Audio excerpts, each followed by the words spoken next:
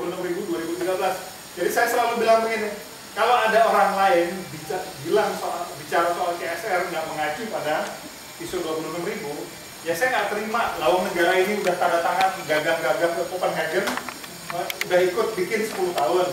Tahun 2010 ikut tanda tangan di Copenhagen bahwa kami sepakat yang namanya CSR itu begini. Tahun 2013 ini dibikin jadi standar nasional Indonesia. Lalu terus kayak ini diingkari sama yang namanya apa? Kalau kita bicara sama orang pemerintahan, kemudian maksud kami itu ya ini Pak, sumbangan kayak gitu. Lu gimana lu yang pergi ke Copenhagen tanda tangan, gua kan nggak tanda tangan, kok bisa-bisanya kayak gitu. Ini yang yang penting sekali bahwa Indonesia bukan cuma sepakat ke dunia internasional, tetapi lebih lagi adalah ini diadopsi sepenuhnya di Indonesia. Dan kalau kita lihat posisi para pakar bilang ini yang paling kuat itu 26.000. Nah, saya salah di sini nggak naruh definisi tanggung jawab sosial itu, tapi saya mau sekali lagi gitu memastikan bahwa kita harus ingat bahwa yang namanya tanggung jawab sosial itu adalah tanggung jawab atas dampak yang ditimbulkan oleh perusahaan. Dampak itu bisa positif, bisa negatif. Dan kalau positif, ngurusnya gampang. Mengenali semua potensi dampak positif kita. Jadi dampak positif perusahaan itu apa sih? Ketenaga kerjaan gitu, bisnis lokal, produk, kalau produknya bagus kayak gitu, bisa mecahin bisa memenuhi kebutuhan, lah itu dimaksimalkan. Itu artinya apa?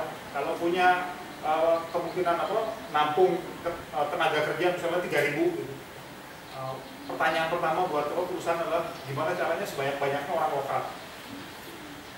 Kalau punya kalau punya potensi bisnis, ya bikin local business development. Jangan kasihin ke kontraktor dari Jakarta dulu kan kayak gitu. Nah itu yang penting dari bagaimana mengelola dampak positif. Tapi kalau dampak negatif, ini pengelolaannya jauh lebih luas. Setelah kita mengenali semua kemungkinan dampak negatif kita, yang harus dilakukan apa? Menghindari, jangan sampai kejadian. Itu hierarki keduanya. Setelah mengenali, upayakan habis-habisan nggak kejadian. Kan kita udah tahu nih potensinya, jangan sampai kejadian. Tapi kalau terpaksa kejadian, itu harus minimal. Jadi menghindari, habis itu minimisasi. Kalau sudah minimal, udah semua hal kita lakukan supaya dia jadi minimal, yang harus dilakukan ini masih perdebatan. Mana duluan? Kompensasi, udah minimal ya, kompensasi atau rehabilitasi dulu. Saya kira saya ada di posisi di mana di sebagian besar kasus mungkin kompensasi duluan. Jadi dampak negatif residual itu yang udah diupayakan nggak kejadian tapi masih ada, yaitu kompensasi. Nah kemudian direhabilitasi. ISO 26.000 nggak mau cuma rehabilitasi. Kata yang dipilih adalah restorasi. Itu di core subject keempat, lingkungan. Restorasi artinya apa? Balik lagi ke rona awal. Balik ke rona awal, itu yang dimaui. Jadi kalau kita lihat prinsip dari ISO 26.000, prinsip tanggung jawab sosial itu ini, kemudian cakupan tanggung jawab sosial ini yang core subject. Prinsipnya apa? Akuntabel, transparan, etis, hormat pada pemangku kepentingan, patuh pada hukum, hormat pada norma perilaku internasional. Yang ini norms, yang artinya tadi sebetulnya bisa norms, bisa standard. Kemudian respect for human rights, atau hormat pada HAM. Sementara apa yang harus diurus, subjeknya apa saja? Tata kelola perusahaan, jadi tata kelola itu bagian dari CSR. HAM bagian dari CSR. Bagaimana kita memperlakukan tenaga kerja itu bagian dari CSR. Bagaimana kita mengelola lingkungan itu juga bagian dari itu. Fair operating practices kebanyakan terkait sama bagaimana kita mengelola hubungan sama supplier. Ada banyak banget kan perusahaan kacau tuh. Kalau supplier kecil sama gede disamain aja, nanti bayarnya apa? Kalau ini apa? Udah bener ininya tagihannya dibayar 3 bulan kemudian, kan ada tuh kayak gitu. Ya kalau perusahaan gede mungkin nggak apa-apa, perusahaan kecil mah kenapa nggak bunuh aja sekalian kan gitu. Kalau ngikutin apa prosedur yang sama, maka yang namanya fair operating practices itu akan membedakan ini apa perlakuan kepada vendor-vendor kecil dibandingkan dengan vendor besar. Kemudian gimana caranya berhubungan sama para konsumen, nggak nipu konsumen, ini diatur di sini semua, nggak jual data konsumen. Ini banget ketat sekali. Dan terakhir community involvement and development. Sebagian besar orang Indonesia begitu ngomong CSR yang ingat cuma ini doang, nomor 7 doang kayak gitu. Nah, sementara sebetulnya urusannya segede ini. Dan ini juga bukan cuma Komdev, karena pertamanya ada community involvement. Community involvement itu artinya mengajak semua kelompok masyarakat yang potensial terkena dampak untuk berunding. Itu pengertian dari community involvement. Jadi sebelum kena kalau mereka diidentifikasi sebagai yang potensial terkena dampak, maka mereka harus punya suara di dalam perundingan. Mereka maunya gimana? Mas, yuk. Di tambang itu ada semacam jaminan reklamasi pasca tambang. Apakah itu bagian CSR atau? Ya, saya mau ngomong begini, jamrek itu 1 di 5, karena ada hukumnya, maka dia harus dipatuhi. Yang kedua, dia ada di 4, di core subject 4. Jadi prinsip nomor 5 di core subject 4 mereka bayangin. Karena apa? Kalau tidak ada jaminan reklamasi, yang ada memang jaminan kabur. Sebagian besar perusahaan tambang begitu, duitnya nggak ditahan, kabur, mereka nggak melakukan reklamasi. Dan seperti yang saya bilang, kalau baca ini, itu sebetulnya permintaannya bukan reklamasi, bukan rehabilitasi, tapi restorasi. Jadi sebetulnya masih kurang, karena ya itu cuma ini doang. Sebetulnya rule of law. Kalau kita lihat di sini misalnya International Norms of Behavior, itu mulai dari tadi pengertian best practice serta pengertian standard. Nah, jadi kita akan lihat nanti gitu, yang namanya international best practice kayak apa, yang namanya international standard di dalam pengelolaan wilayah bekas tambang itu kayak apa. Itu semua standar yang saya diskusikan hari ini itu sebetulnya ngomongin itu dengan detail. Apa yang sudah dilakukan, misalnya itu harus dilaporin di dalam DRI. Kalau perusahaan tambang mengaku bikin sustainability report, tetapi tidak melaporkan berapa lahan yang mereka buka pada tahun ini, berapa yang mereka buka masih terbuka sampai sekarang, berapa yang sudah mulai direklamasi, kondisinya seperti apa, itu bohong. Itu nggak diterima laporannya, karena saya mau tunjukin nanti standarnya begitu, mereka melaporin. Yuk. Nomor 5, bila sebuah perusahaan vendor kecil berhubungan dengan mungkin multinasional atau BUMN besar, tapi dia dibayar uangnya itu mungkin sampai 8 bulan, sampai ulang tahun lah, sampai 1 tahun lagi. Itu gimana Mas? Tapi dia tanda tangan ISO tadi itu gimana? Jadi apa sanksinya? Karena kali perusahaan itu kan ISO itu kan sudah ditentukan Mas. Oh iya memang. Maksudnya apa? Makanya sekalian itu nyambung ya.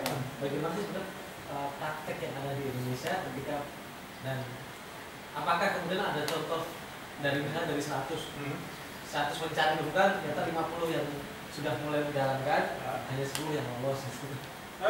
Saya punya ini sih kecurigaan gitu bahwa hal kayak gitu memang terjadi kayak gitu, dan agak susah dideteksinya karena itu sampai sekarang masih isu pinggiran. Perusahaan itu sangat sulit lolos dari mata kita soal lingkungan gitu, karena lingkungan udah bukan pinggiran lagi ya kayak gitu.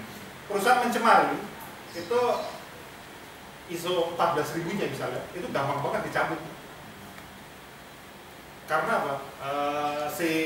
Pemberi sertifikat ISO 14000 gitu itu tidak pengen nama baiknya tercoreng juga kan kayak gitu. Ini apa sih kayak gitu, lo ngeluarin sertifikat ISO 14000 tahun lalu ada 30 biji kayak gitu. Ini perusahaannya kok propernya merah sama hitam sih kayak gitu.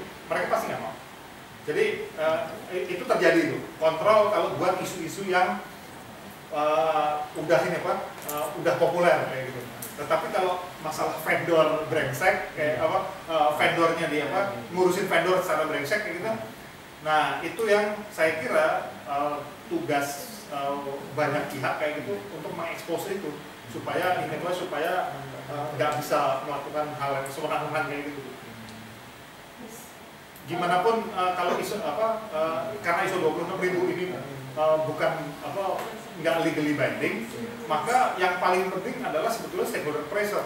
Kita bisa menggunakan ISO 26000, kita bisa menggunakan standar manapun di sini untuk bilang, katanya lu bertanggung jawab sosial, gua tahu persis lo ya, lu melanggar core subject 1 nomor 2, core subject 3 nomor 4 dan nomor 5 kayak gitu. Itu selalu tidak bisa bilang begitu. Tapi nggak ada itunya, sanksinya. Karena kan ini voluntary. Tahu nggak bahwa sanksi terbesar buat perusahaan itu adalah mereka bokeh. Saya sih selalu berpikir begini ya, seperti yang saya ceritain kayak gitu soal apa? Shell tidak dihukum sama sekali oleh pemerintah Nigeria. Shell tidak dihukum sama sekali oleh pemerintah Inggris itu yang ada di Inggris. Karena apa? Mereka pakai tanda kutip benar di mata hukum. Tapi 40% nilai saham drop dalam beberapa minggu itu hukuman terbesar buat perusahaan. Maka kalau mau menghukum Jeko, itu teman-teman saya banyak yang ini, sumpah donat sekarang. Kayak sumpah palapa nih, gua nggak bakal makan di Jeko setahun. Donat lebih parah soalnya saya tahu. Kalau kita mau melakukan hal seperti itu, karena kita punya tolok ukurnya kan dengan standar ini, dan kita jadi bisa bicara kepada seluruh dunia sebetulnya, kan gampang ngomongnya. Perusahaan itu jangankan melakukan restorasi habitat seperti yang dimaui oleh ISO 26000. Lawang mereka ninggalin itunya bolong begitu, kan tinggal di foto kalian, dan itu akan mudah sekali kayak gitu. Seluruh dunia bisa menghukum rame-rame. Dan hukuman paling berat dari perusahaan itu adalah dari konsumen dan investornya. Ini yang perlu kita sadari gitu. Jadi walaupun dia tidak legally binding misalnya, itu yang paling ditakuti. Kenapa misalnya perusahaan-perusahaan di Amerika yang perusahaan-perusahaan energi, perusahaan listrik, kenapa mereka rame-rame bikin laporan berdasarkan greenhouse gas protocolsnya WRI misalnya? Karena nggak ngelaporin aja, langsung turun itunya saham, harga saham. Nggak usah ngelaporin jelek kayak gitu. Nggak ngelaporin aja turun kayak gitu ya. Karena kemudian masyarakatnya berpikir, gue mau listrik yang bersih. Sekarang gue tahu mana yang listrik mana yang sumber energinya bersih. Sementara ada yang lain yang nggak mau ngelaporin. Kemudian apa yang dipikir? Yang nggak ngelaporin ada apa-apa. Dan kemudian ya harga sahamnya turun. Nah, kita mungkin belum sampai kepada situ, tapi kita harus mengupayakan kondisi kayak gini. Perusahaan-perusahaan yang baik kepada masyarakat, baik kepada lingkungan, baik kepada tenaga kerjanya, itu harus kita kasih reward. Sementara yang berlawanan dengan itu, ya kita kasih punishment, biar hilang sekalian dari bumi pertiwi.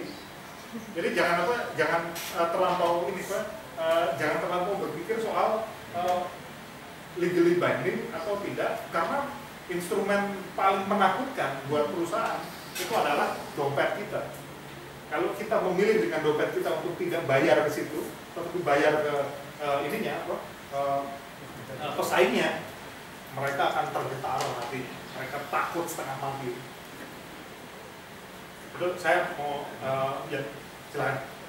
dari ISO 26000-nya sendiri mereka ngeluarin instrumen untuk monitoring ininya atau mungkin dari pihak lain di luar ISO 26000? Jawabannya itu dari pihak lain, banyak negara kayak gitu. Di Belanda tuh ada yang ngeluarin kalau ada yang mau indikator terjemahan bahasa Indonesianya untuk memantau perusahaan, saya udah bikin. Kalau ada yang mau bilang ntar, atau ntar saya kirim deh ke ini Publish What You Pay biar disebarin.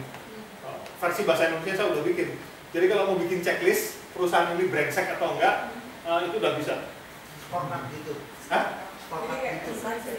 Iya, tinggal ini dicontreng. Menurut kita itu 1 sampai 5, yang 5 itu patuh, melampaui kepatuhan pada regulasi di Indonesia, yang 4 itu patuh pada regulasi sampai nomor 1 sampai 5 lah kayak gitu. Ada pertandanya, jadi semuanya udah saya terjemahin ke bahasa Indonesia. Kalau mau dicontreng-contreng, mau bikin penilaian terhadap perusahaan di sebelah rumah kita bisa kayak gitu. Kita lagi ngumpul kok Mas untuk simbol Barat Mas. Udah selesai. Kalau mau pakai, saya udah terjemahin ISO 26000, kalau mau pakai aja. Langsung ada yang streaming, langsung ada yang minta, mau dong di situ. Boleh. Siapa? Iya sih. Boleh. Dari Yang berikutnya. Saya lihat seperti ini, karena CSR ini hanya pusat sosial ya, respect dari masyarakat tuh terkait sosial itu masing-masing berbeda-beda. Contohnya misalnya tadi ketika sudah ada banyak masalahnya, tapi orang mencari yang paling enak, ya, yang paling enak tidak melihat dari sisi sosialnya. Di sisi lain ketika penjual bakso itu mengganti daging sapi misalnya dengan daging ikan pari-pari atau tikus sekalian, itu langsung Mas tidak melihat sosial dampak, tapi yang penting ada dampak dari produk yang itu bisa menghancurkan usaha dari itu, karena sosial itu dianggap nggak terlalu penting. Ya, kondisinya sadly masih menyedihkan. Sedihnya di Indonesia masih kayak gitu memang. Tapi apa yang perlu kita lakukan adalah itu menggeser semua pihak kayak gitu untuk mau ngasih reward kepada perusahaan yang baik tadi kayak gitu dan menghukum yang buruk kayak gitu aja. Terus peran media juga kadang ini ketika ada bakso tikus itu wah booming gitu seluruh Indonesia. Tapi misalnya terlihat perusahaan-perusahaan yang sudah ternama itu jarang sekali. Nah, tapi di sisi yang lain juga ada kayak gitu. Kalau lihat tambang gitu ya. Tambang gede kayak gitu, kayak punya Freeport, punya Newmont, punya kesalahan gitu, ributnya minta ampun. Sementara haji-haji yang punya tambang batu bara di Kalimantan Selatan itu nggak ngapa-ngapain, juga dibiarin aja kayak gitu. Ya, mereka nggak kelola dampak lingkungan sama sekali itu kayak gitu. Mereka bikin kerusakan luar biasa besar, nggak diapa-apain juga kayak gitu. Nah, itu yang saya kira kita perlu banget mengubah sikap kayak gitu. Apa yang harus kita lakukan terhadap perusahaan itu benar-benar harus disadarkan pada kinerja objektif perusahaan itu. Itu yang perlu kita dorong. Ya, tadi saya suka bercanda bilang ada 3 kategori perusahaan gitu. Perusahaan hebat, perusahaan tobat, dan perusahaan bangsat. Perusahaan hebat itu yang kinerjanya tata kelolanya beres kayak gitu, sosialnya oke, lingkungannya oke, ya kita harus promosiin habis-habisan. Ini kalau mau nyontoh nih perusahaan hebat tuh kayak ini nih, kayak gitu, lo lihat dong dia hebat kayak gitu, walaupun agak susah nyarinya kalau di sini. Yang kedua, kalau jenis perusahaan yang tobat ini mau memperbaiki diri, ya harusnya kita bantuin habis-habisan. Nah, kebanyakan perusahaan itu sering kebanyakan perusahaan ngeluh ke saya. Gua sadar tuh manajemen yang lalu memang banyak salahnya, tapi sekarang gue minta bantuan untuk pengelolaan sosial, kayaknya nggak ada yang nggak ada yang berani bantuin kayak gitu. Katanya masalahnya udah terlalu luas kayak gitu. Kalau kayak gini caranya, gue mau tobat nggak bisa kayak gitu. Karena banyak sekali, ingat loh, perusahaan itu tidak memiliki, sebagai perusahaan itu tidak memiliki kapasitas untuk berhubungan sama masyarakat. Yang punya kapasitas kayak gini kan LSM kayak gitu. Nah, kalau LSM-nya cuma mau ngebukin, tapi kemudian ketika perusahaan, oh gue tobat, bantuin gue dong, kemudian pada lari. Ya kasihan dong kayak gitu. Ini perlu banget dipikirin gimana caranya bantuin mereka. Tapi sementara itu gitu ada yang udah ditabokin kayak gitu, tabung aja kan kayak gitu terus-terusan. Nah itu ya harus ditabokin sampai mati. Pertanyaan online mas, standar-standar yang disebutkan di diskusi kebanyakan ditujukan kepada pemerintah. Kepada? Pemerintah? Enggak. Enggak juga ya? Enggak. Kepada perusahaan. Jadi pertanyaan mas. Terus gimana nih menjamin bahwa perusahaan juga bisa konsisten, sementara pemerintah dan rezim dan kebijakan dan orientasi konsisten untuk menerapkan standar. Ini dari anak buahnya Mas Fabi. Oke. Makasih pertanyaannya. Pertama-tama kayak gini kalau menurut saya sih. Ini sebagian besar ini kok standar ini sebetulnya ditujukan untuk ketiga sektor. Tetapi bagaimanapun yang kemudian pakai paling banyak perusahaan. Nah, bagaimana caranya pemerintah tuh konsisten jaga ini nih? Ya konsisten ya lakukan beneran aja, konsisten aja gitu. Misalnya begini, saya udah bilang tadi, kita tanda tangan ISO 26000, terus bilang bahwa yang namanya CSR komprehensif itu. Nah, tapi kemudian yang dilakukan adalah pada saat yang sama kita bikin draft dan tanda tangan undang-undang penanaman modal. Habis itu bikin undang-undang perseroan terbatas yang isinya bumi sama langit sama apa yang kita tanda tangan di Copenhagen. Itu maunya apa sih gitu. Nah, begitu kemudian kita punya ISO 26000, lihat sangat komprehensif kayak gitu. Kan seharusnya ketika kita bicara soal core subject ke-7 gitu, yang ini kan bisa dicontek nih. Nah, tapi coba lihat apa hasilnya. Kita punya ISO 26000 dari tahun 2010. Setelah tahun 2010 ada undang-undang apa? Penanganan fakir miskin. Ada undang-undang kesejahteraan sosial. Apa undang-undang penanganan fakir miskin dan undang-undang kesejahteraan sosial kita mengacu pada core subject ke-7 ISO 26000? Kagak. Jadi mereka terus bikin sendiri. Ketika mereka ngomongin apa perusahaan, apa yang harus dilakukan perusahaan untuk menangani masalah kemiskinan, apa yang harus dilakukan perusahaan untuk menangani masalah kesejahteraan, baca lagi apa itu sumbangan lagi. Gimana sih? Kan di sini udah ditunjukin seharusnya apa yang dilakuin. Jadi saya nggak habis pikir lah kayak gitu. Itu kalau bukan pelupa luar biasa, memang nggak bisa baca. Ada banyak di sini. Jadi ada 3 orang. Kalau nyambung ke argumentasi tadi. Nah, di beberapa daerah kan mungkin apalagi itu ada CSR atau sekarang itu kan rencana undang-undang CSR. Itu menurut Mas Jarod, apakah itu sesuatu yang strategis untuk mendorong pemerintah itu misalkan karena perda itu masukin standar ISO atau sebenarnya seharusnya nama perda CSR atau rancangan undang-undang CSR itu kalau saya selalu berpikir ya, kalau perda itu harusnya nggak dikasih nama perda CSR karena pasti nggak ngatur cuma urusan perusahaan. Kalau kita ingat tujuan CSR itu adalah pembangunan berkelanjutan, seharusnya perda itu urusannya adalah bagaimana koordinasi pembangunan, gimana supaya baik perusahaan, pemerintah daerah maupun pelaku pembangunan yang lain itu benar-benar itu paradigmanya sama. Ya, sustainable development dan bagaimanapun caranya kalau menurut saya itu adalah sekarang merujuk pada SDGs, harusnya gitu. Karena SDGs tanggal 2 Agustus kemarin sudah disahkan isinya begitu substansinya.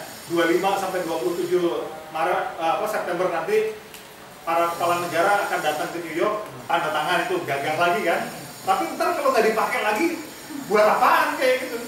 Nah, jadi kalau mau konsisten, bagaimana caranya perusahaan, pemerintah daerah dan aktor pembangunan yang lain itu menggunakan satu rujukan di dalam pekerjaan terkait dengan pembangunan berkelanjutan, dan bagaimana caranya mereka bekerja sama itu yang harusnya diaturin, bukan bagaimana minta duit perusahaan kayak perda-perda CSR yang sekarang ada.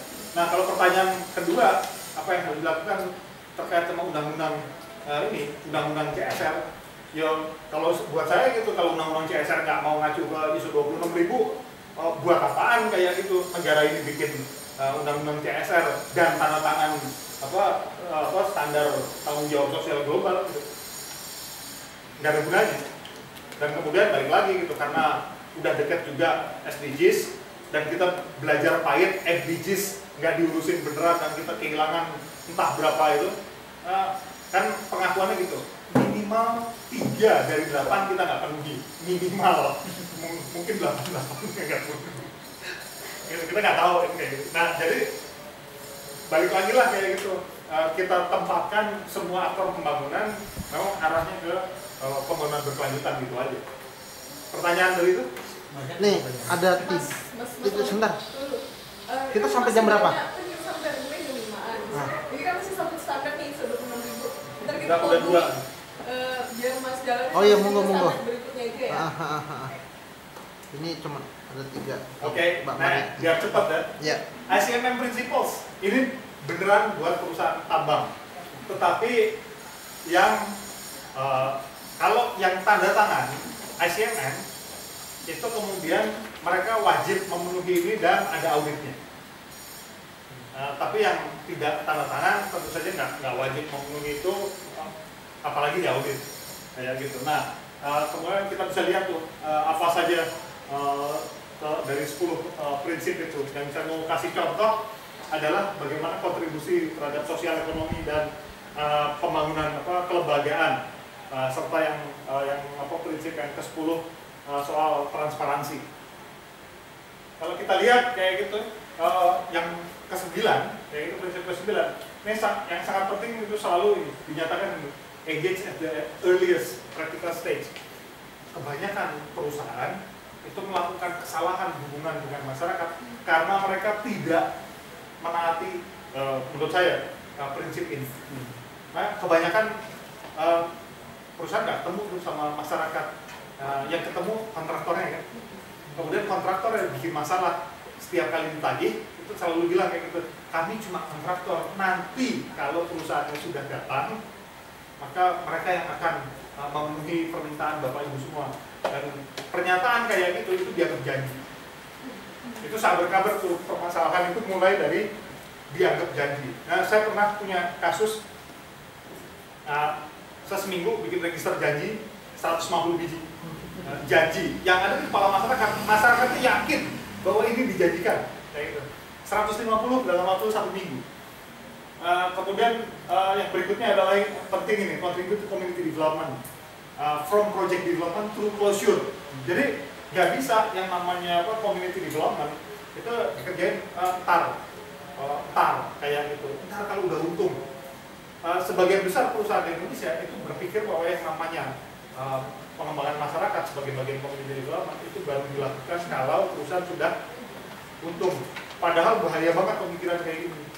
Karena apa? Yang namanya industri ekstraktif untungnya itu lama besar kayak gitu. Kecuali mungkin batubara. Batubara periode-periode lagi gila-gilanya kemarin kan, karena batubara ngapain sih? Eksplorasinya nggak butuh apa-apa, cuma butuh kaki doang kan. Hitam, ada batubaranya men kayak gitu. Nggak ada eksplorasi, tindakan eksplorasi apapun gitu.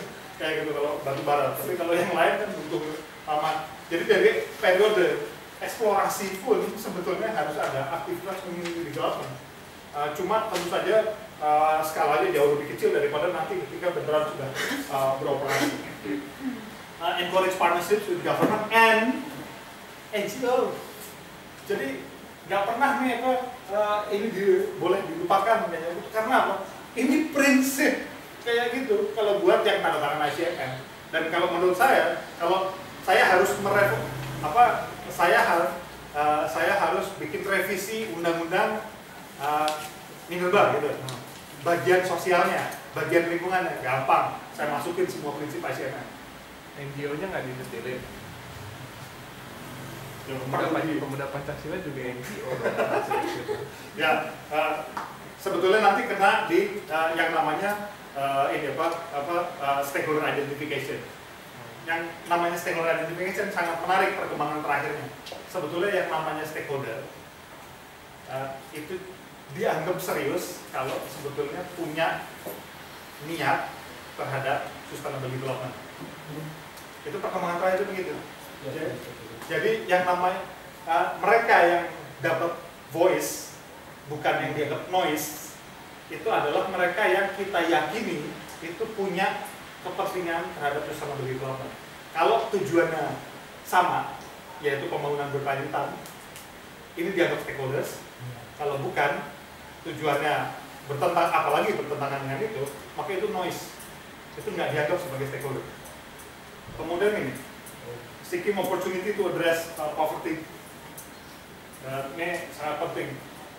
Prinsip yang ke-10, laporan pertama nih,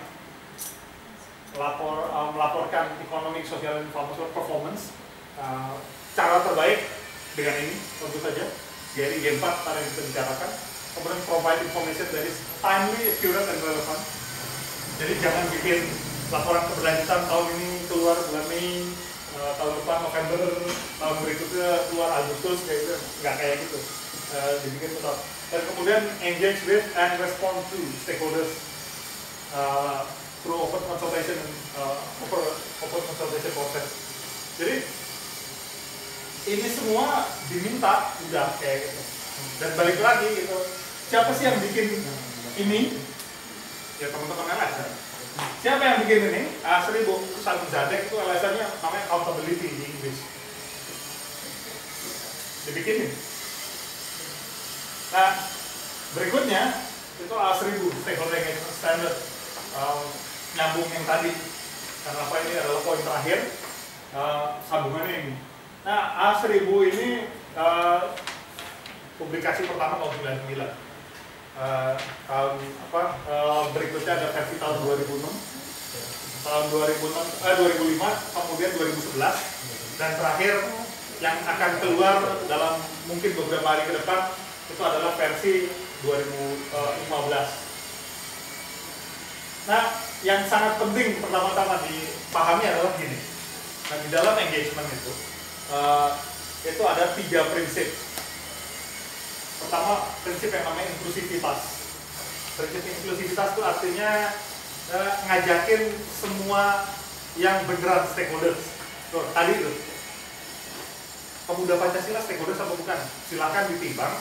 Tapi kalau dia stakeholders, alat penimbangnya ada di sini. Salah satunya. Kalau dia stakeholders, maka lewat prinsip yang pertama, yaitu prinsip inklusivitas, jadi dia harus diajakin ini dalam pengambilan keputusan. Kemudian yang kedua, materiality. Materiality itu artinya penting buat perusahaan dan penting buat stakeholder. Kalau suatu hal itu penting buat keduanya atau buat salah satunya, maka itu harus didiskusikan, harus dipastikan tidak dicuekin, tidak diabaikan. Nah, berikutnya responsiveness. Ini sangat penting kayak gitu untuk lihat apakah yang sudah didiskusikan, yang sudah disepakati itu beneran dijalankan. Saya mau ngasih gambaran kayak gitu soal situasi Indonesia mutakhir. Walaupun direkam, saya nekat akan bilang. Kalau menurut saya Indonesia sekarang ini itu lagi ada dalam situasi bahaya terkait dengan kelompok masyarakat sipil, terutama hubungannya sama pemerintah. Kenapa? Kalau kita timbang pakai ini, itu jelas banget, agak ngeri saya. Saya lihat KLHK sekarang itu punya hubungan yang sangat baik sama LSM. Ya, tapi LSM terundur. Dan karena tidak melakukan stakeholder mapping dengan benar, maka saya sangat khawatir sama prinsip yang pertama. Saya khawatir sama prinsip inklusivitas. Ini jangan-jangan ada mereka yang sangat penting untuk didengarkan suaranya, tapi nggak pernah diundang. Saya sangat khawatir sama ada kelompok-kelompok tertentu yang sebetulnya memiliki kepakaran dalam bidang yang sangat ini Pak, sangat spesifik, tapi kemudian karena tidak diundang maka nggak ketahuan. Yang kedua kayak gitu, kalau ada stakeholder diabaikan, maka hampir pasti ada isu yang juga terabaikan. Dan saya agak khawatir ada kesengajaan juga mengabaikan isu tertentu. Saya nggak ngerti sampai sekarang kenapa KLHK itu tidak punya suara sama sekali terkait sama PLTN. Kenapa suara tentang PLTN dari pemerintah keluarnya dari batang dulu dan kemudian keluar dari mulut Bappenas belakangan. Dan suara dari LSM saya kira terlampau kecil. Padahal ini isu yang sangat penting ya gitu buat bangsa. Materialitas ini juga banyak terabaikan ketika kita bicara misalnya soal energi. Saya lebih suka bilang energi bersih dan terbarukan, EBT. Bagaimana mungkin kita sampai kepada kesimpulan bahwa dari 35.000 megawatt yang mau kita bangun, 22.000-nya adalah dari batu bara. Apakah benar batu bara itu masa depannya Indonesia? Nah, saya kira pembicaraan ini soal materialitas ini mana yang penting. Ini banyak yang diabaikan. Dan yang ketiga gitu, ada cukup banyak peristiwa di mana pemerintah Indonesia mengutip pernyataan-pernyataan LSM. Kita sudah lihat ada SK Menteri, bahkan kayak gitu yang menyatakan siapa saja yang diajakin ngobrol. Tapi apakah kemudian ada jaminan setelah diajakin ngobrol, ya karena proses pencatatannya tidak sempurna kayak gitu, nggak ada proses terbuka kepada publik, kemudian jadi responsif. Beneran nggak itu diurusin? Jangan-jangan kita diajakin ngobrol, kemudian nggak dijamin sama sekali bahwa obrolan masukan kita itu terwujud. Nah ini yang saya agak ngeri, karena saya belajar principles of accountability ini dengan agak sungguh-sungguh kayak gitu. Kalau saya lihat prinsip-prinsip ini kok kayaknya ya lagi banyak banget pelanggarannya. Atau ini cuma perasaan saya aja, nggak tahu. Nah, kemudian ada proses yang namanya stakeholder identification. Gimana cara mengidentifikasinya? Ini sangat teknis kayak gitu, tapi yang saya mau tunjukin adalah bahwa definisinya stakeholders itu apa? Ini ada di sini, yang bisa mempengaruhi dan terpengaruh oleh aktivitasnya, produknya, organisasi kayak gitu. With regard to the issues that addressed by the engagement. Nah, kemudian bagaimana caranya kita tahu itu stakeholder atau bukan? Bagaimana? Cara kita memilah-milah stakeholders itu pakai ini atributnya. Misalnya ada atribut dependensi, kita akan cari tahu apakah stakeholder A itu tergantung pada kita atau tidak, atau jangan-jangan kita yang tergantung pada stakeholder tersebut. Responsibility kayak gitu, apa tanggung jawab kita kepada kelompok itu atau individu itu. Kalau dari sudut pandang atau perusahaan, kita tanggung jawab kita apa kepada mereka.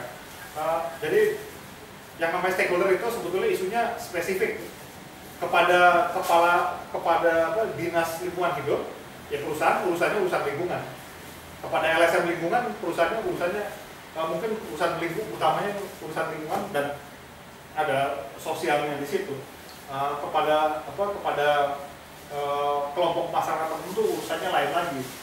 Dan kemudian tension dengan siapa nih urusan yang ini butuh perhatian lebih karena sudah ini sudah tegang.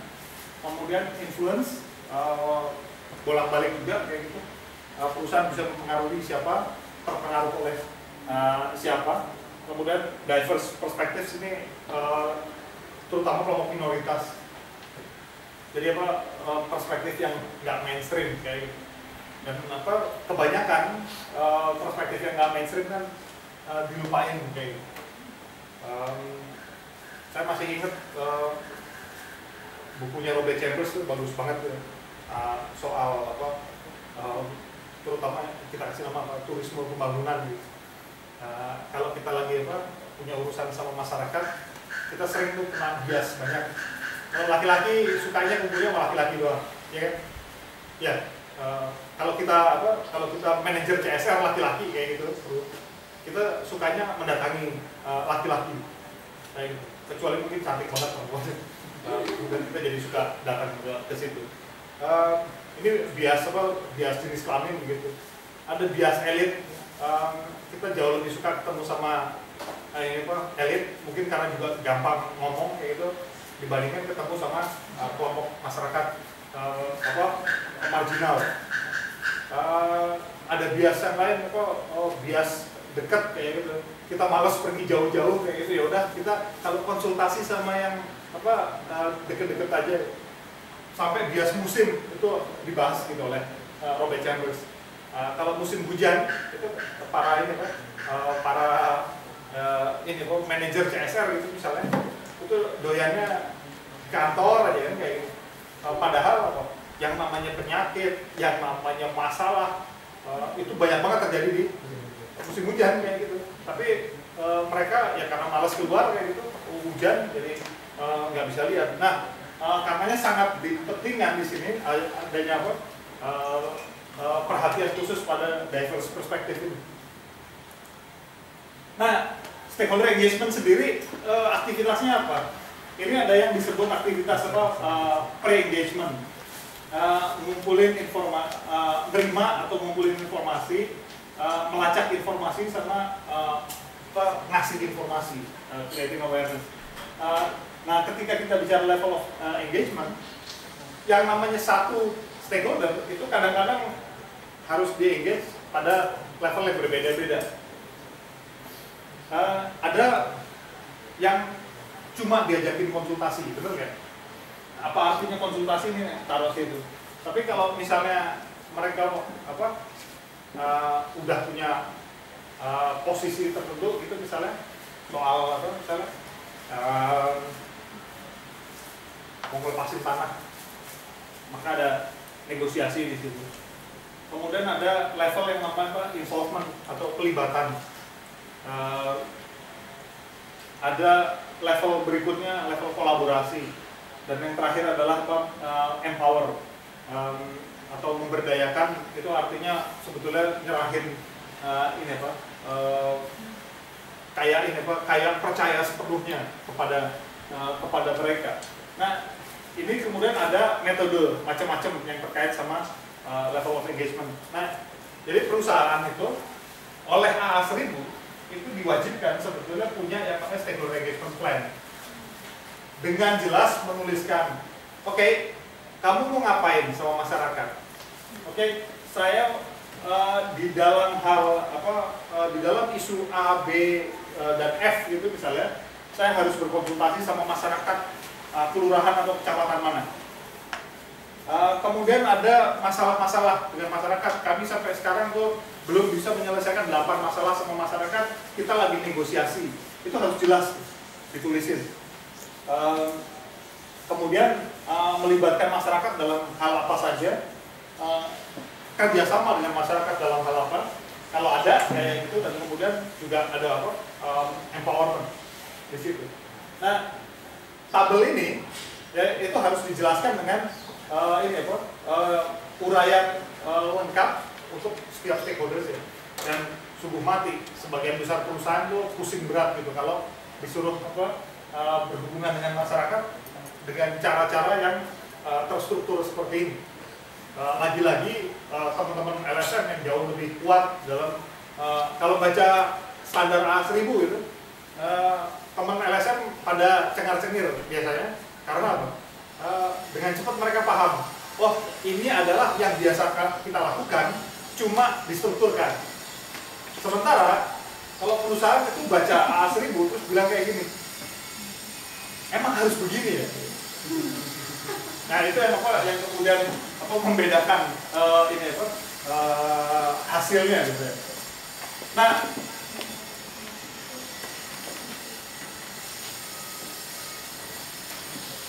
berapa lama? 15 menit. Kalian tak ada dalam bahaya. Bukan saya yang dalam bahaya, kalian. Stakeholder Research Toolkit ini yang sebetulnya bagaimana A1000 kemudian diterjemahkan oleh industri tambang.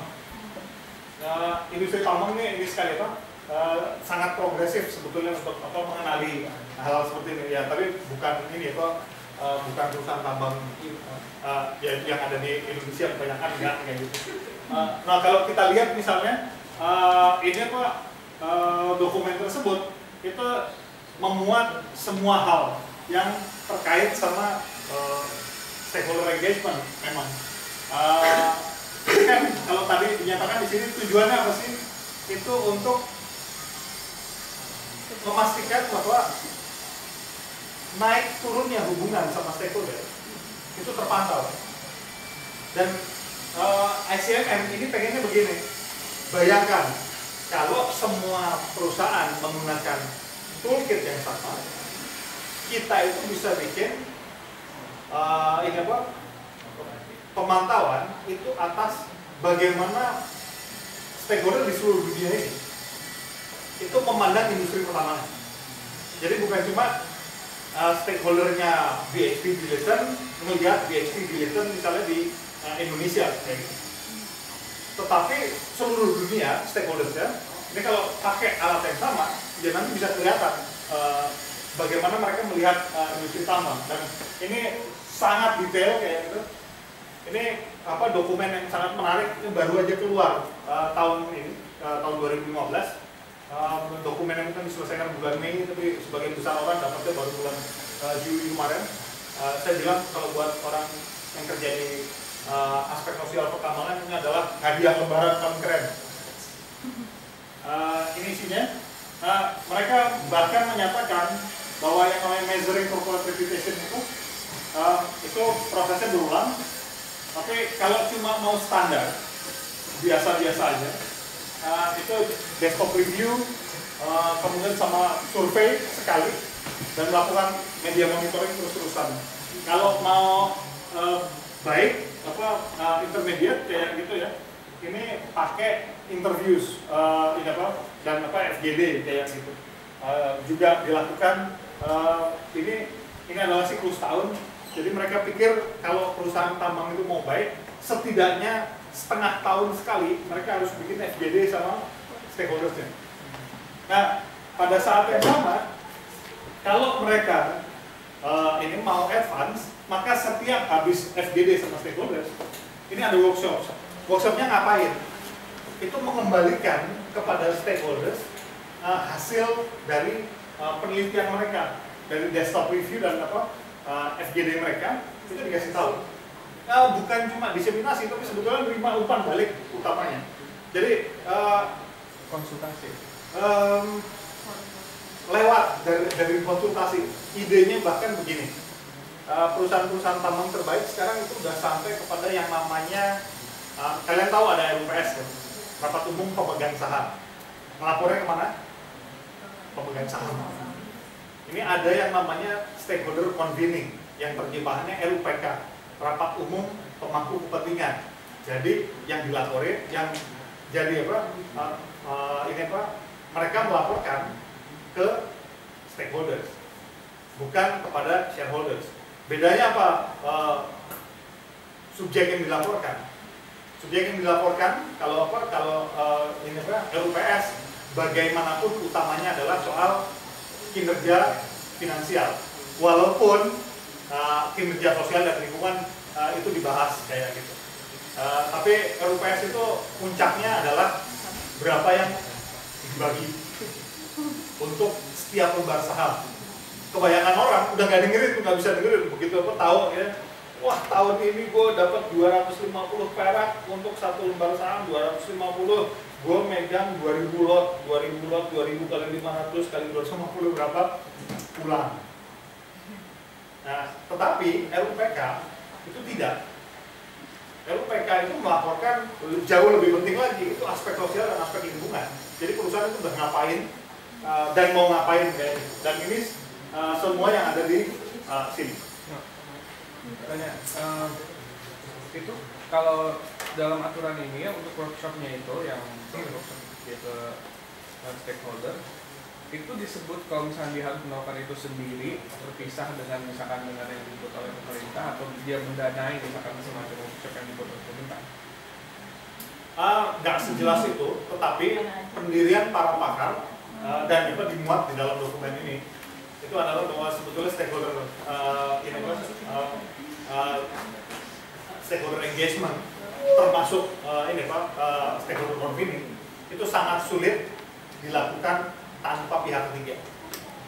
Jadi dilakukan pihak ketiga atau dia numpang misalkan Pemda setempat mau mengadakan musrenbang dan dia dibiayai oleh dari untuk mereka ngelakuin ini atau gimana, atau itu terpisah sama sekali?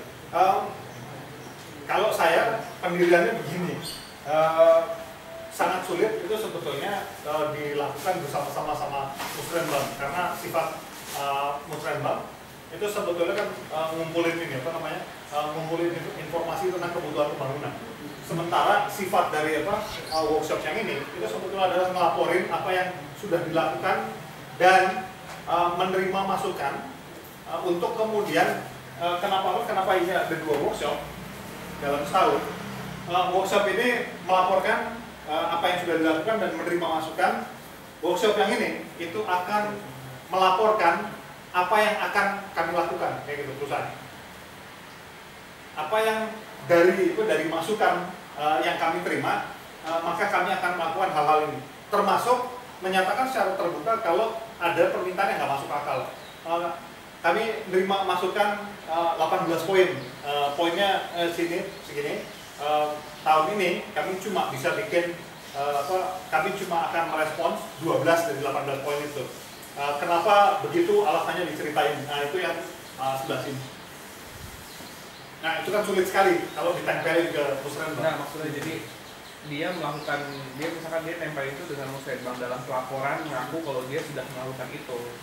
Nah, apakah menurut standar ini itu perusahaan itu boleh melakukan itu? Boleh mengklaim bahwa kalau misalnya dia sudah membayar musrenbang. Bahwa ikut musrenbang itu adalah bagian dari itu, tapi saya kira nggak cukup. Atau di forum CSR yang ada di daerah. Nah, itu yang saya mau bilang bahwa ini semua sebetulnya akan sangat baik kalau itu dilakukan pada sebuah forum CSR kayak gitu. Jadi apa yang saya lihat di banyak lokasi di Indonesia ini adalah bahwa forum CSR itu adalah forum penodongan terhadap perusahaan. Pemerintah punya punya list project kayak gitu. Kemudian ininya begini, orang DPRD atau bupatinya gitu. Ini siapa yang mengambil nomor 1? Gitu.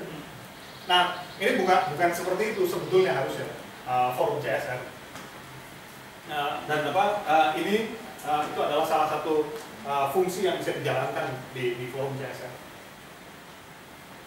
Nah, Anda bisa lihat kayak gitu di situ gitu bahwa ini yang namanya demographic measurement. Apa sih yang harusnya apa yang harusnya diambil datanya itu di dokumen itu sejelas itu udah dikasih tahu kayak gitu.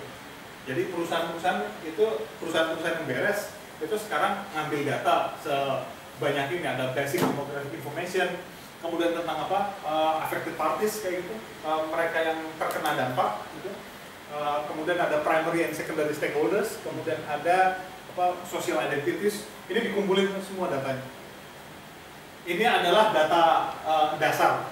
Jadi ngumpulin sekali dipakai untuk beberapa tahun. Nah, dan bayangkan gitu bahwa sekarang sudah ada di industri pertambangan. Ini adalah template survei instrumen yang kalau mau nakal pakai tanda kutip, teman-teman LSM bisa membalik. Karena apa? Kita kan tahu nih perusahaan itu punya ini punya misalnya pertanyaan-pertanyaan tentang community health and well-being gitu.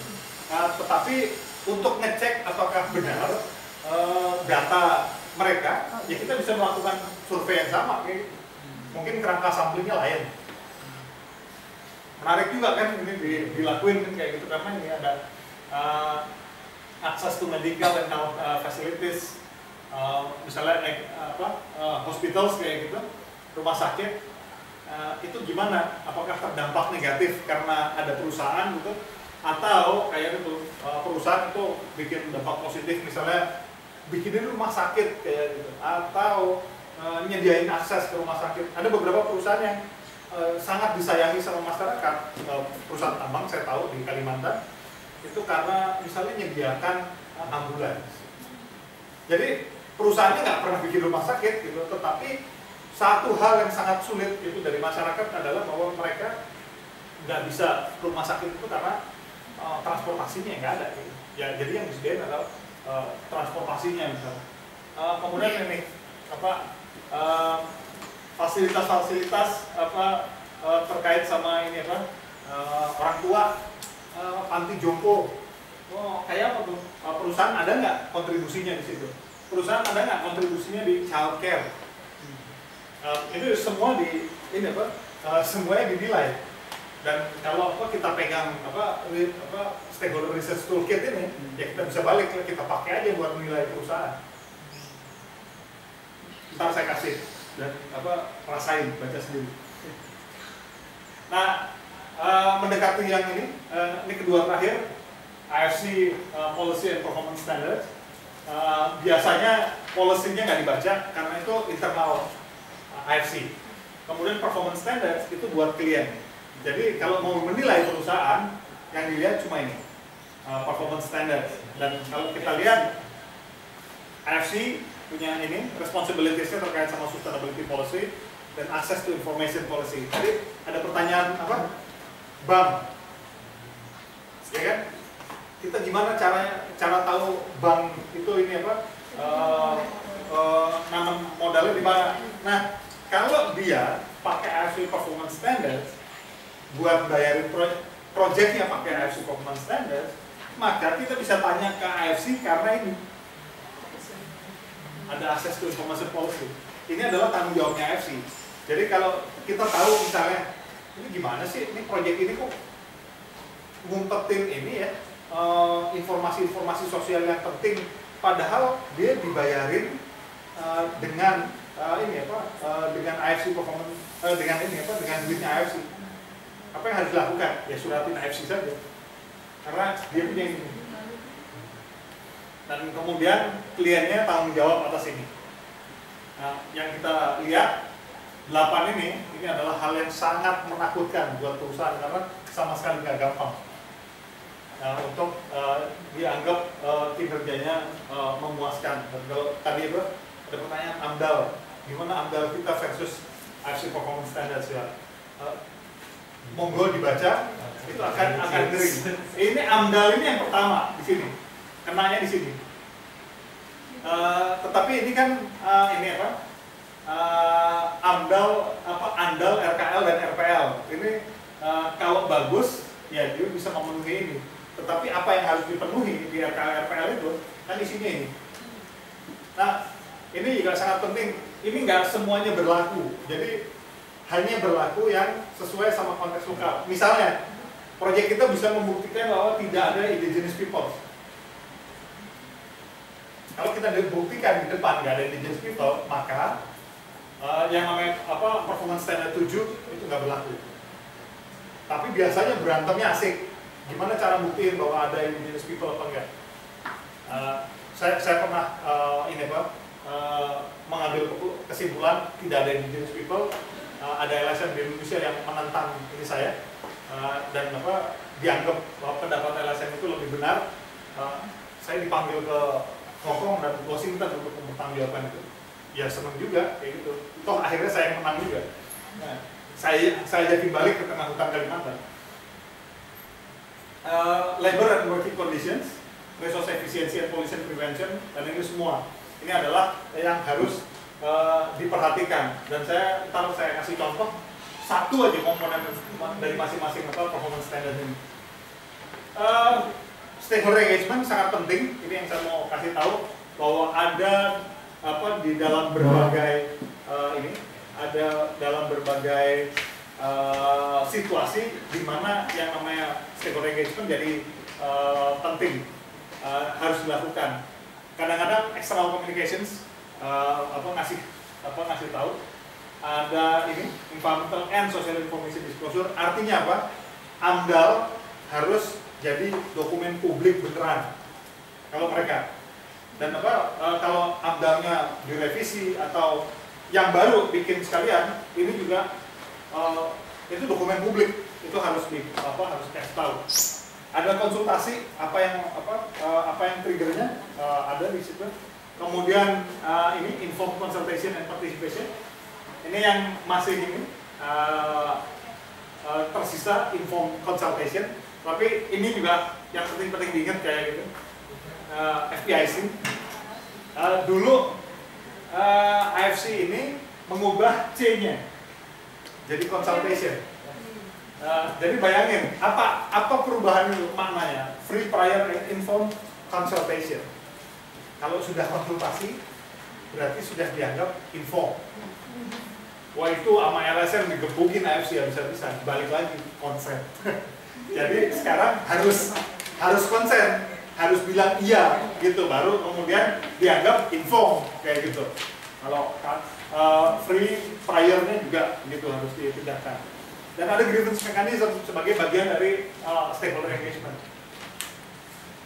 Nah, ini yang balik lagi nih. Kalau teman-teman LSM kan lihat cincai lah kayak gitu. Cocok kan kayak gitu. Perusahaan itu kakinya gemeteran, tapi begitu karena mereka butuh duitnya ya mereka patuh. Mereka mau belajar habis-habisan jadinya. Dan ada banyak perusahaan yang kemudian jadi sangat dahsyat kan kayak gitu karena karena bisa memenuhi ini. Saya kasih contoh 3. Oke, ini dulu. Di setiap performance standard itu ada introduction, ada penjelasan dulu soal apa yang dimaksud dengan itu. Misalnya definisi-definisi itu ada di introduction. Kemudian ada objectives, itu ada penjelasan performance standard ini tujuannya apa ya. Dan kemudian scope-nya atau cakupan, dan kemudian requirements. Yang paling penting diperhatikan kalau menurut saya objektif dan requirements ya. Atau kalau ini kalau orang lapangan benar-benar requirements yang harus ditongkrongin kayak gitu. Nah, ini contoh yang pertama itu dari requirement untuk working conditions. Ini asik banget nih Pak, baca. Provide workers with documented information that is clear and understandable regarding their rights under national labor and employment law and any applicable collective agreements bla bla bla. Itu termasuk semua kalau applicable itu kan ILO conventions, itu semuanya karena itu haknya ini. Haknya pekerja, karena Indonesia udah tanda tangan ILO convention.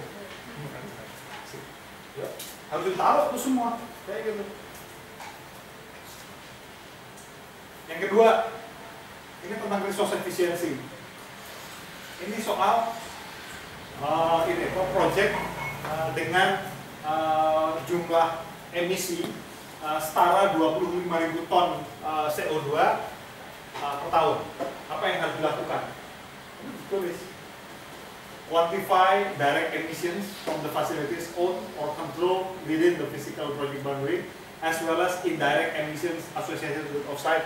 Ini artinya kedua jenis emisi itu harus diukur dan dilaporkan.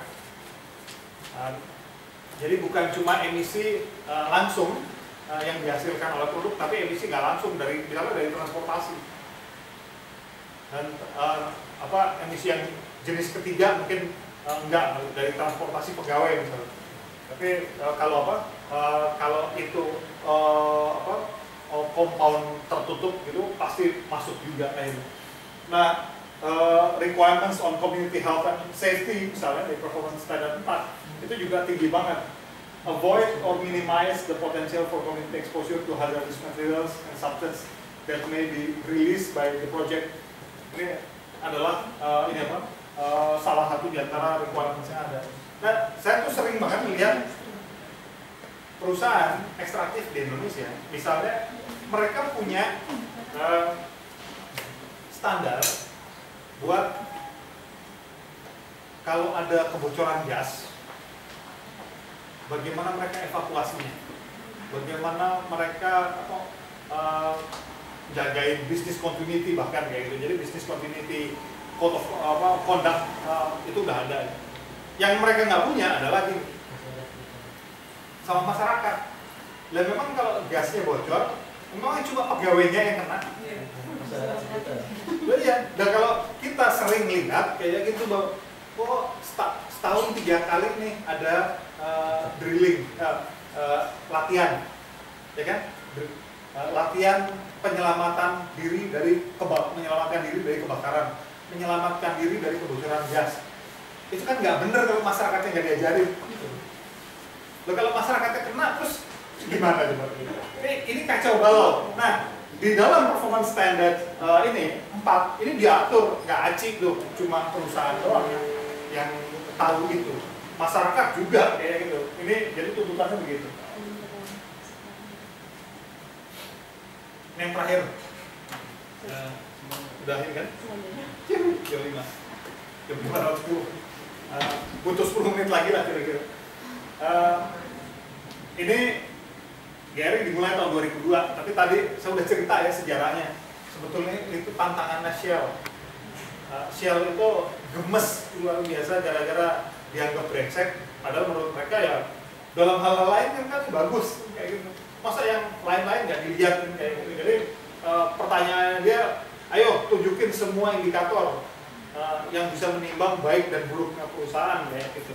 Nah, yang hal berikutnya yang saya mau tunjukin adalah tahun 2002 tuh generasi 1, early 2013 generasi 4 udah.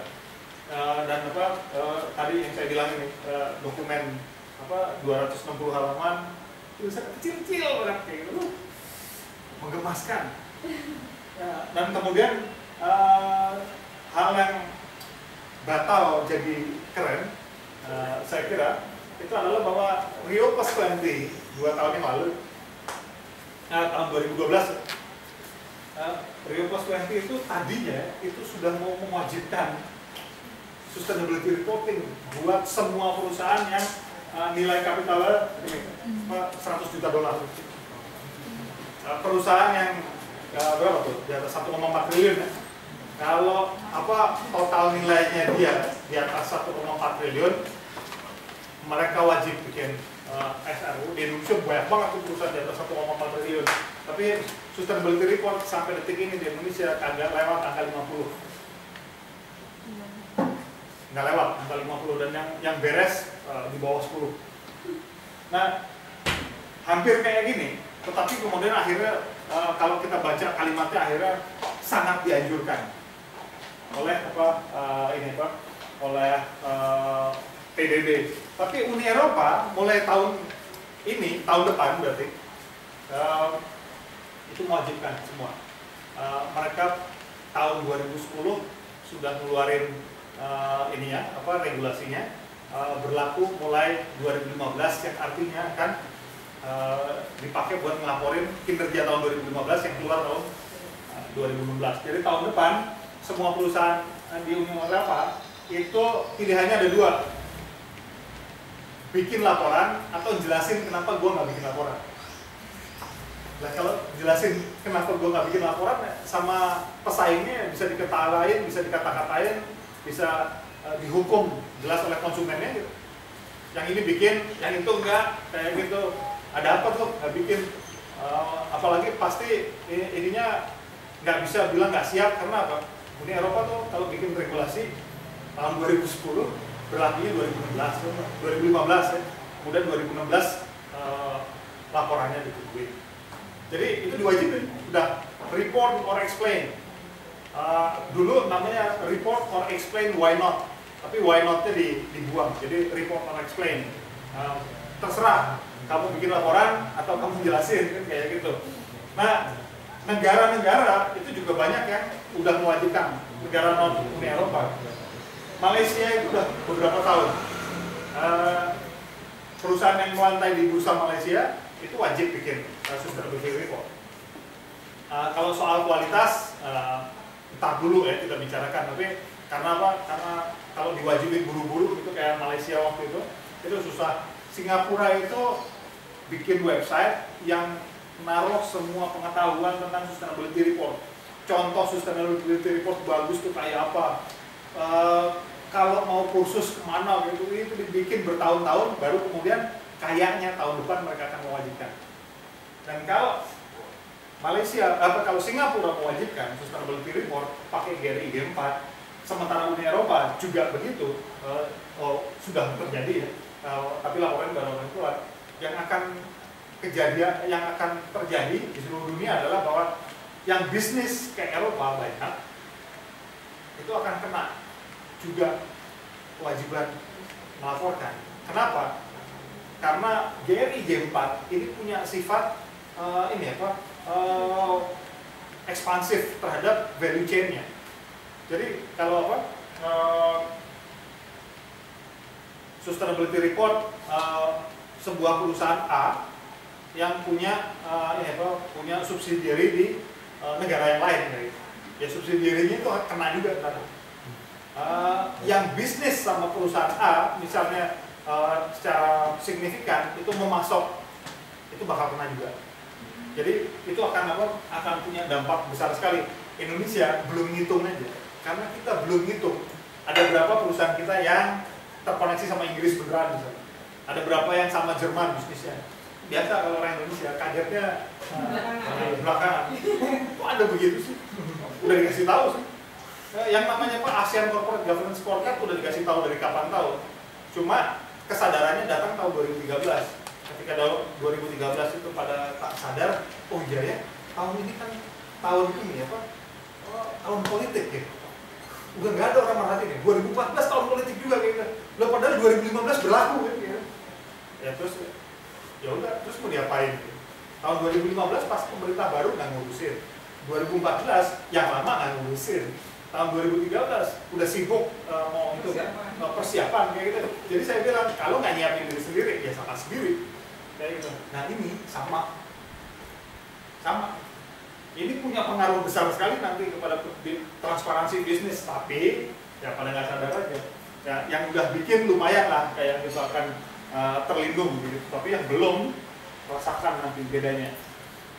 Nah, prinsipnya apa? Ada prinsip defining content, apa yang harus masuk, dan ada prinsip tentang bagaimana kualitasnya.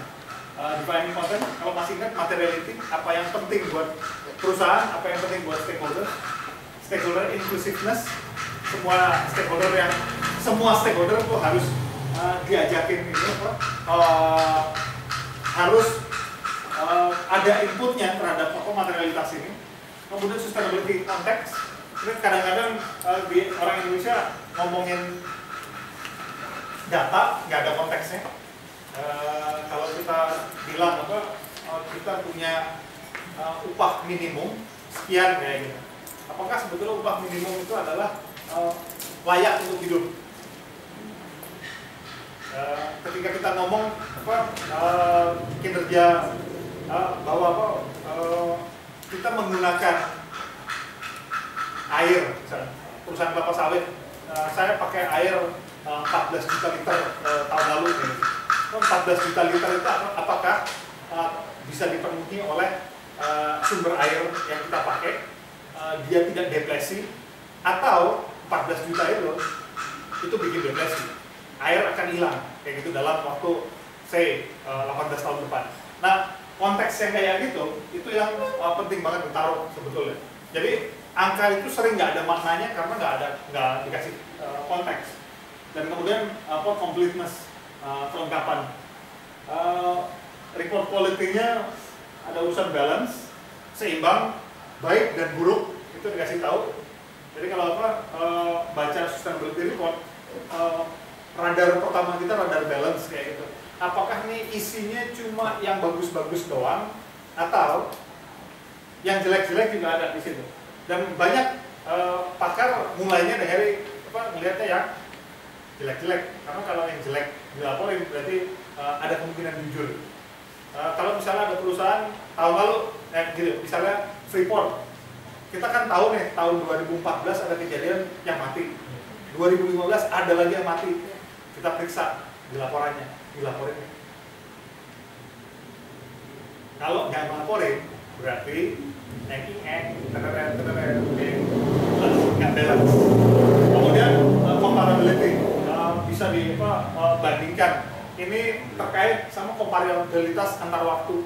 Jadi yang namanya sustainability report itu kalau ngelaporin data kuantitatif, itu petunjuknya adalah 3 ke belakang, 1 ke depan.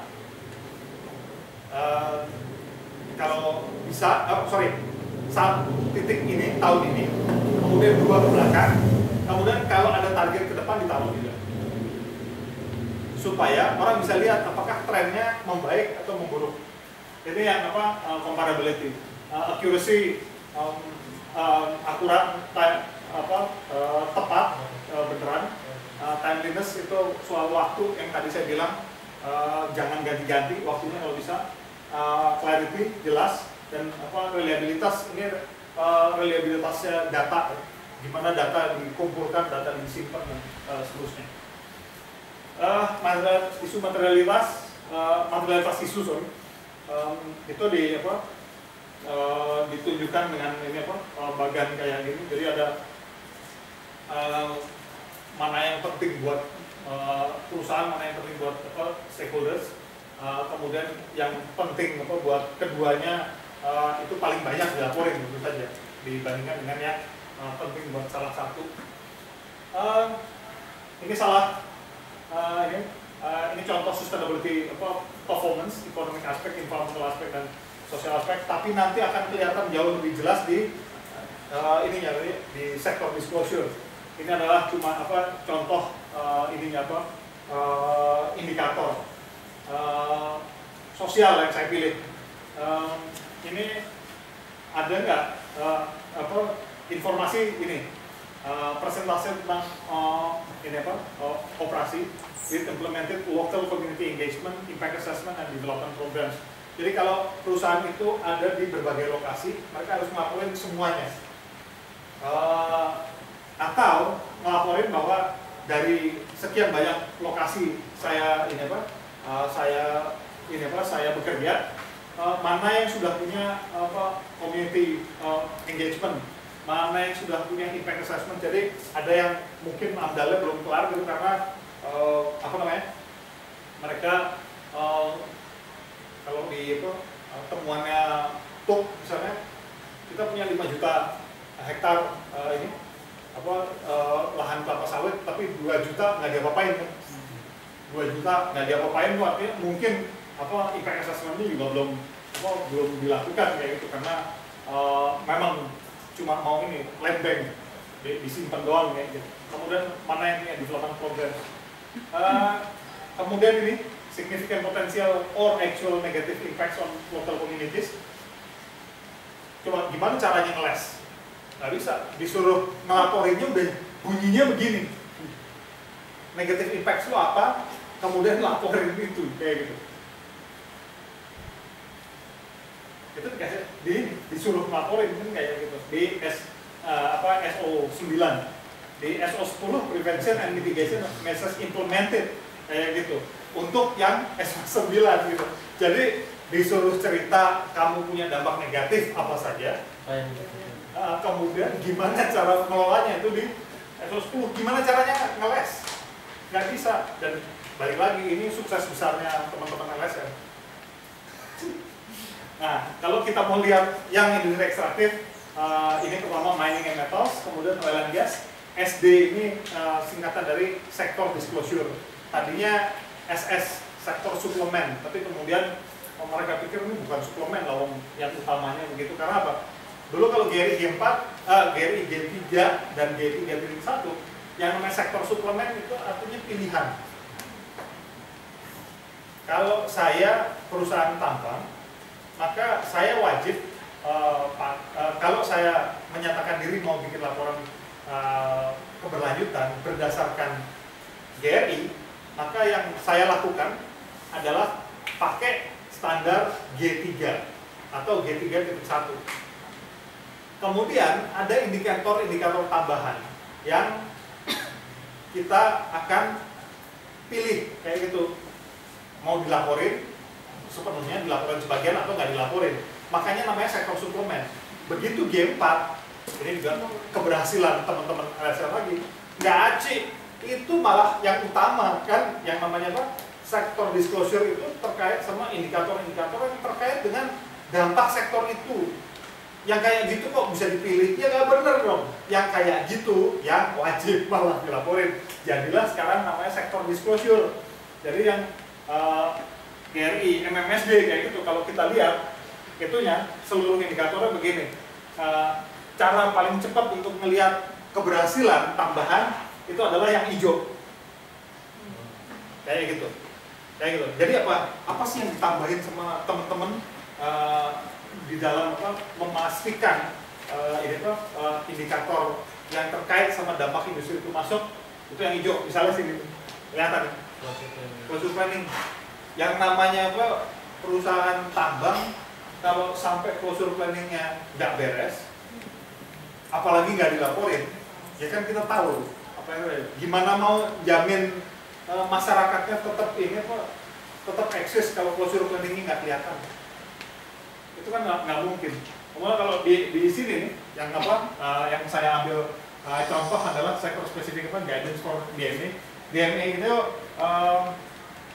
disclosure of management hanya saya lagi lupa. Kemudian ini ada additional guidance buat community consultation. Jadi gimana caranya melakukan community consultation itu wajib dibuka, dikasih tahu ada policy-nya apa enggak, ada SOP-nya apa enggak, ada pencatatannya apa enggak. Ini semuanya harus diungkapkan di dalam laporan keberlanjutan. Kemudian ini sektor spesifik indicators, total number of operations taking place in or adjacent to indigenous people territories. Ya nggak bisa lolos kayak gitu kalau ada indigenous people kemudian dia nggak laporin kayak gitu. Kemudian ada yang tahu, ya bubar. Berarti mereka mengabaikan kehidupan kelompok-kelompok masyarakat adat. Udah dimasukin, udah dikurung, nggak bisa ngapa-ngapain. Dan ingat, kayak gitu bahwa ini oleh Uni Eropa, seluruh Uni Eropa diwajibkan. Kemudian yang oil and gas, kalau lihat tambahannya yang hijau itu juga menarik gitu. Nah, Iya, substitusi karena apa? Yang namanya ini industri minyak dan gas, yaitu cuma akan sustainable kalau mereka beralih ke energi terbarukan. Kalau kita lihat ini salah satu indikator sosial yang penting dimasukin itu adalah potential negative impact on local communities, dan itu sampai di ini ada listnya nih, kecil-kecil banget kan, ada disease profiles, profil penyakit. Tahu nggak kenapa? Karena oil and gas banyak bawa penyakit, termasuk penyakit menular seksual. Itu banyak. Makanya kemudian ketika bikin vulnerability and risk to local community, itu harus dilaporin tuh disease profile. Kemudian allocation of rights kayak gitu, land tenure segala macam itu dimasukin. Access to basic utilities, energy, water itu kayak apa gitu. Karena apa? Pernah dengar keluhan masyarakat di sekitar Pertamina gitu misalnya, di proyek-proyek minyak dan gas dimanapun. Dan mereka gelap gulita, sementara flare bakar. Makanya nggak masuk akal kalau membiarkan flare terbakar kayak gitu ya. Kemudian itu nggak di-type untuk energi buat masyarakat. Dan ini sedetail itu tuh kasih. Nah, kita kalau melihat ini, kita tahu kita akan punya ide persis setiap kali lihat perusahaan tertentu, sebetulnya apa yang kita mesti perhatikan. Nah, ini yang sekali lagi, yang hijau nih yang paling penting. Yang lain juga penting kayak itu, tapi yang hijau mungkin paling penting. Nah, presentasi ini penutup saya sih berharap sebetulnya ada semacam konvergensi, tetapi dia tidak menghilangkan ciri khas di setiap industri. Salah satu konvergensi yang terjadi itu kalau kita pakai ISO 26000, cara ngelaporinnya cara ngelaporin yang sesuai sama Gary G4 itu udah dibikin. Jadi kalau kita pakai standar ISO 26000 di dalam CSR kita, laporannya Gary G4 kayak gitu, nggak usah yang lain kayak gitu. IFC Performance Standard seharusnya juga bisa digitukan dengan Gary G4. Jadi saya berharap sebetulnya Gary G4 ini itu jadi hub dari semua standar yang ada.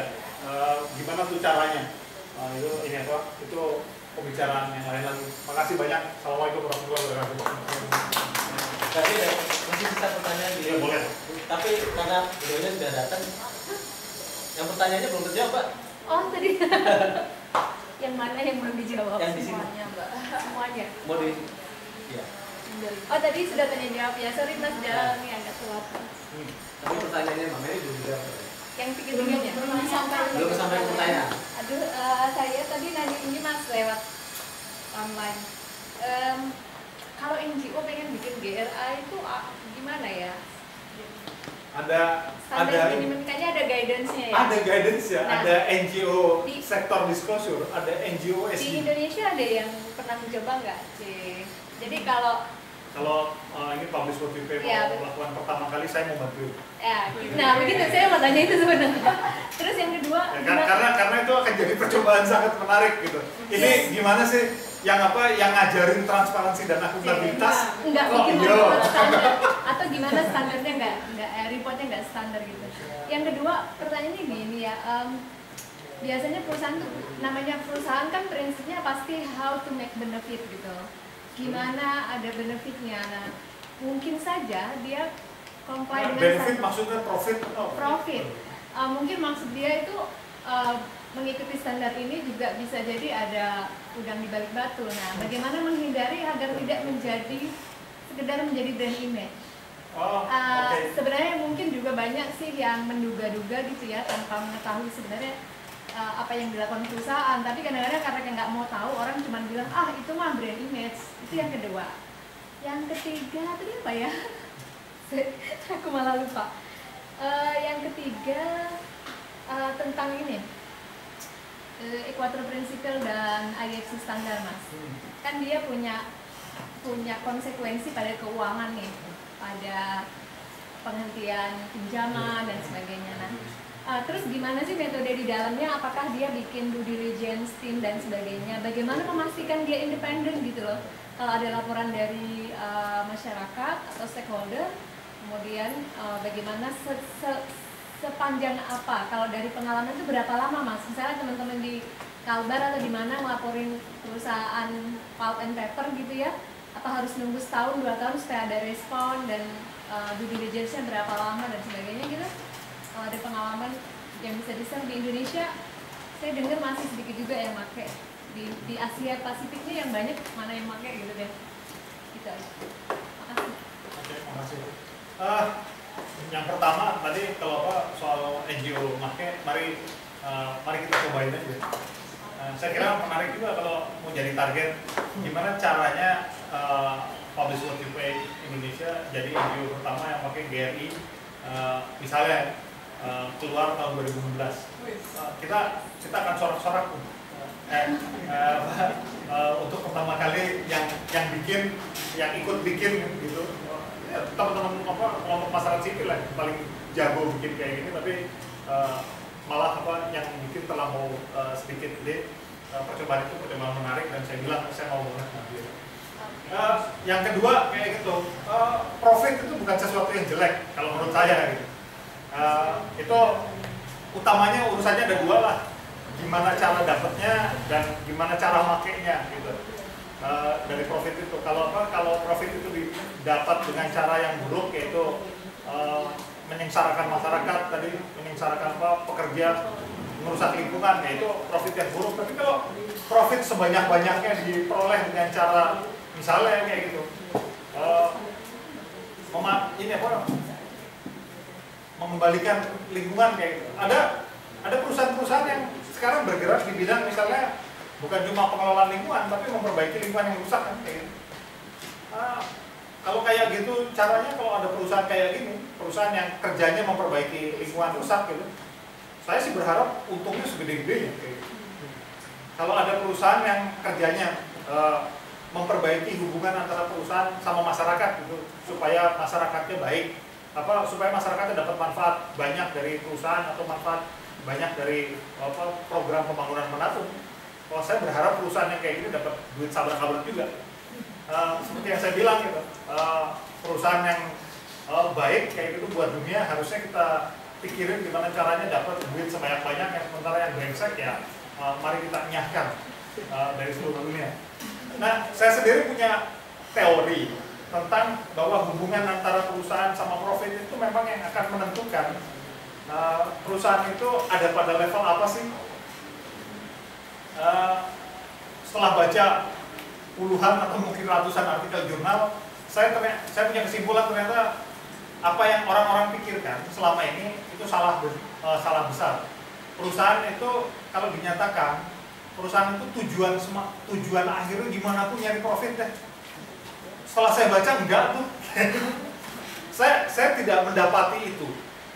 Bahkan ada seorang profesor di Harvard gitu yang bilang di konstitusi manapun tidak ada yang menyatakan bahwa perusahaan itu tujuan satu-satunya adalah pencarian laba. Kayak gitu. Itu nggak ada tuh konstitusi di negara manapun. Kalau kita baca undang-undang BUMN juga, ya walaupun ada pencarian laba di situ, tetapi ternyata BUMN itu punya fungsi apa sih? Membuka frontier itu misalnya. Hal-hal yang nggak bisa dilakukan oleh swasta harusnya dilakukan oleh BUMN. BUMN punya fungsi sosial, itu jelas banget ditulis. Nah, tapi dari pencarian saya atas hubungan antara perusahaan sama profit, itu yang saya dapati ternyata ada 5 hubungannya. Hubungannya yang pertama benar seperti yang disangka kebanyakan